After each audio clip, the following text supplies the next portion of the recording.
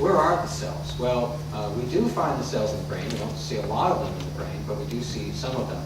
And this is just one picture of an area of the brain that was near the area of the infarct, where we found the cells are labeled in red.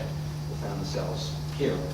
And this, we believe, is a blood vessel. So it actually, to us, looked like we had cells that were coursing through the blood vessel that had gotten out of the blood vessel and then basically spilled out into the brain, where they're exerting some kind of beneficial effect.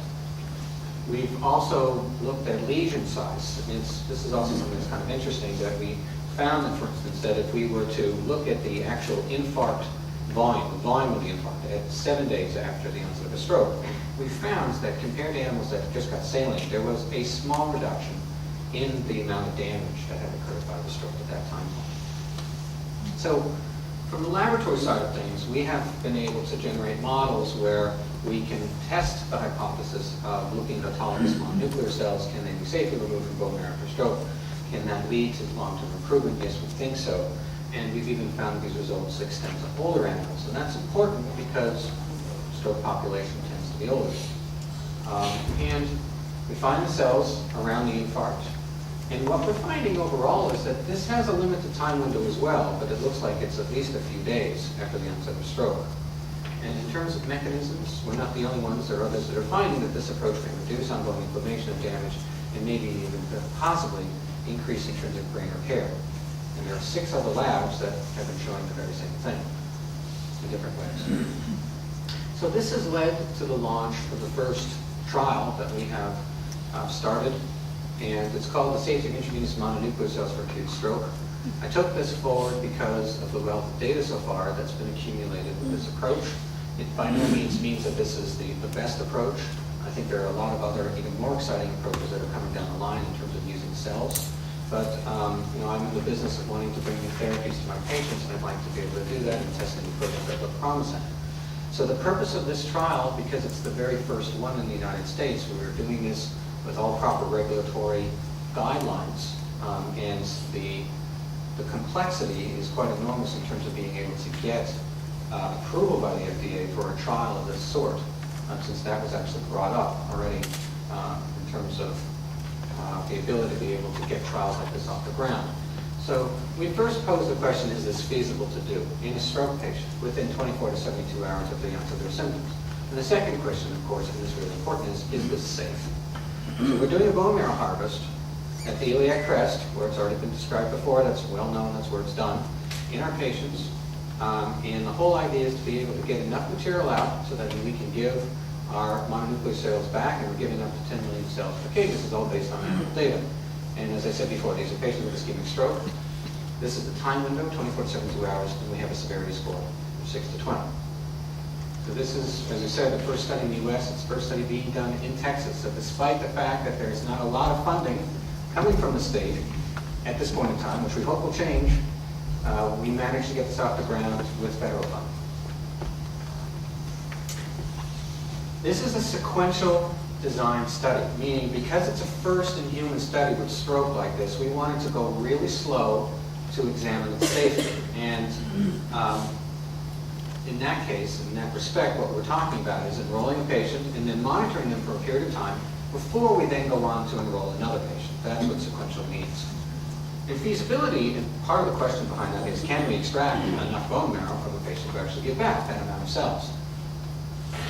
Well, of course, we're looking at a number of different safety outcomes.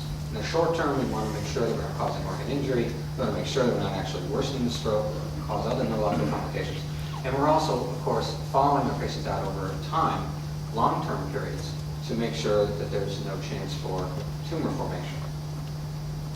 This is just a picture of a patient of ours that was undergoing a bone marrow aspiration done under sterile conditions. Should be no identifying information. This is a schematic. I just thought I'd show the process overall that we're talking about is a needle into the iliac crest to do the bone marrow harvest. The bone marrow is taken over to a cell therapy, a cell laboratory facility that can do this and is credentialed to be able to do it. We're separating out this fraction of mononuclear cells, and then we're giving them back. They're in a bag here, and they're given back intravenously. Or some of them, we think, get up to the brain, but a lot of them are circulating through the body. And this is just a timeline just to show you the complexity of the trial overall. This is a timeline going forward from the onset of symptoms, where in the first few hours or up to this period of time, when the patient comes to our hospital with more permanent, the patients are all admitted to our stroke program if they have a stroke. We identify them fairly quickly because we have our clinicians and we have our fellows. Our fellows are looking out for our patients, and we have coordinators. And then when we identify patients and we think that they meet criteria, we engage in an informed consent process, which is lengthy. We have to inform all of the different components of our team, which includes the bone marrow transplant team. It includes also the laboratory. And we've got a time period here of 0 to 60 hours, basically, to get it done so that we're ready to do the bone marrow harvest by that period of time. And then there's a cell separation process, and then there's reinfusion. And we have the timelines that are noted down here. And then afterwards, we're monitoring the patients when they actually start to get the infusion of the cells for a number of different possibilities. We're looking at their blood pressure, their vital signs, and monitor the hemodynamics. We're measuring to see whether there's any possibility for organ injury. And then after the patients leave the hospital, they come back over a period of time where our goal is to be able to monitor them for at least 5 years. And they come back to our clinic where we do functional assessments, and we're also doing imaging to look at any changes in the brain. So that's the trial in a nutshell. So here's the bad news. I can't tell you the results. We're still in the midst of it. We did complete a 10-patient study, and we have expanded the study now to a 30-patient study. And we have a number of questions, of course, as we go forward. This is really just the beginning from my perspective in terms of seeing the use of cells as a new potential investigational therapeutic approach for stroke. And so, as you can see here, this is just up to 3 days, and what we're hoping is that as we learn more about the process and partner with other scientists, that we may potentially be able to extend that window and think about where cells could be used longer out of time. And then, of course, also there's the question of all of those patients out there that are disabled that have had a stroke from years ago. And of course, that remains a major goal to think about how we could use cells or stem cells for those patients as well. So thank you very much.